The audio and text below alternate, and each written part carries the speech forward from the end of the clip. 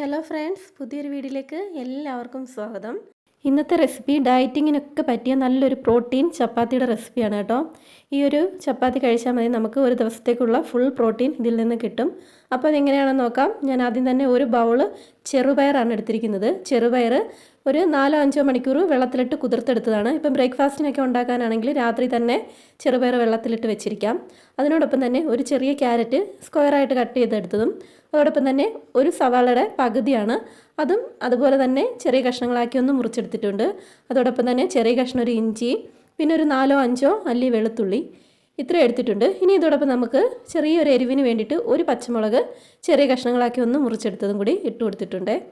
ഇനി ഇതോടൊപ്പം നമുക്ക് ആവശ്യമുള്ളത് ഒരു 1/2 ടീസ്പൂൺ പെരുംജീരകമാണ്. പെരുംജീരകം എന്ന് പറയുമ്പോൾ നമ്മൾ മസാലയിലൊക്കെ ഉപയോഗിക്കുന്ന വലിയ ജീരകം, അതാണ് എടുത്തിരിക്കുന്നത്. ഈ ഒരു ജീരകം നമ്മുടെ ഈ ഒരു ചപ്പാത്തിക്ക് നല്ലൊരു ഫ്ലേവറും മണവും ഒക്കെ കിട്ടും. അപ്പോൾ അതിനുശേഷം ഇനി ഇതിലേക്ക് നമുക്ക് ഉപ്പ് ചേർത്ത് കൊടുക്കണം. ഒരു 1/4 ടീസ്പൂൺ അളവിൽ ഉപ്പും കൂടി നമുക്ക് ഇതിലേക്ക് അങ്ങ് ചേർത്ത് കൊടുക്കാം. ഇതിലിപ്പോൾ എടുത്തിരിക്കുന്ന ഈ ഒരു ക്യാരറ്റ് ആയാലും ചെറുപയറായാലും ഇതെല്ലാം തന്നെ നമ്മുടെ ശരീരത്തിന് ഒരുപാട് ഗുണങ്ങൾ തരുന്ന സാധനങ്ങൾ തന്നെയാണ്. പിന്നെ അതുപോലെ തന്നെ വെളുത്തുള്ളി ഇഞ്ചിയൊക്കെ ചേരുമ്പോൾ നമ്മുടെ ഈ ചെറുപയർ കഴിച്ച് ചിലവർക്കൊക്കെ വയറിന് പ്രശ്നമൊക്കെ ഉണ്ടാവാറില്ലേ, അങ്ങനെയുള്ള പ്രശ്നങ്ങളൊക്കെ ഒഴിവാക്കാം. അതോടൊപ്പം തന്നെ നമുക്ക് ഒരു പിഞ്ചളവിൽ കായം കൂടി ചേർത്ത് കൊടുക്കുന്നുണ്ട്.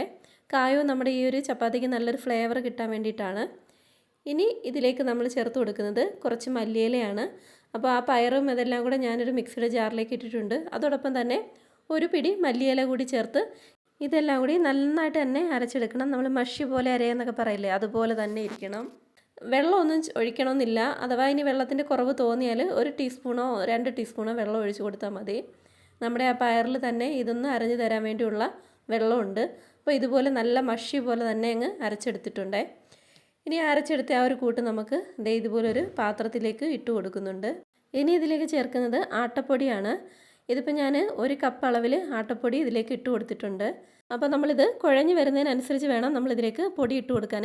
അതാണ് ഞാൻ ആദ്യം തന്നെ പറഞ്ഞത്, വെള്ളം ഒരുപാട് ഒഴിച്ച് കുഴയ്ക്കരുതെന്ന്. വെള്ളം ഒരുപാട് ഒഴിച്ച് കഴിഞ്ഞാൽ നമ്മൾ അത്രത്തോളം ആട്ടപ്പൊടി ഇതിലേക്ക് ചേർത്ത് കൊടുക്കേണ്ടി വരും. അപ്പോൾ നമ്മുടെ ഈ ഒരു ചപ്പാത്തിയിൽ ആട്ടപ്പൊടിയുടെ അളവ് കൂടുതലും നമ്മുടെ ആ പയറിൻ്റെ ഒരു അളവ് കുറവായിട്ടും വരും. അപ്പോൾ അങ്ങനെ ആവാതിരിക്കാനാണ് നമ്മൾ വെള്ളം കുറച്ച് അരച്ചെടുക്കുന്നത്. പിന്നെ ഇതിലേക്ക് ഇതുപോലൊന്ന് ഉരുട്ടിയെടുക്കാൻ വേണ്ടിയിട്ട് പൊടി എത്രത്തോളം വേണോ അത്രയും പൊടി ഇട്ട് കൊടുത്ത് നമ്മൾ ഇതൊന്ന് കുഴച്ചെടുക്കാം. ഇങ്ങനെ കുഴച്ചെടുത്തതിന് ശേഷം പുറത്തേക്ക് നമുക്ക് കുറച്ച് എണ്ണ തേച്ചൊന്ന് ഒരു 15 മിനിറ്റോളം ഇതൊന്ന് റെസ്റ്റ് ചെയ്യാൻ വേണ്ടി മാറ്റി വെച്ചിട്ടുണ്ടായിരുന്നു.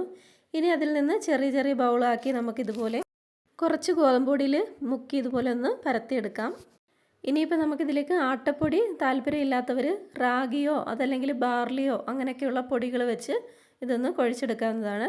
അപ്പോൾ എന്തായാലും നമ്മൾ ഇതിനകത്തേക്ക് ഈ ഒരു ചെറുപയർ ചേർത്തത് കൊണ്ട് തന്നെ നല്ല ഹൈ പ്രോട്ടീൻ ആയിരിക്കും നമ്മുടെ ഈ ഒരു ചപ്പാത്തി.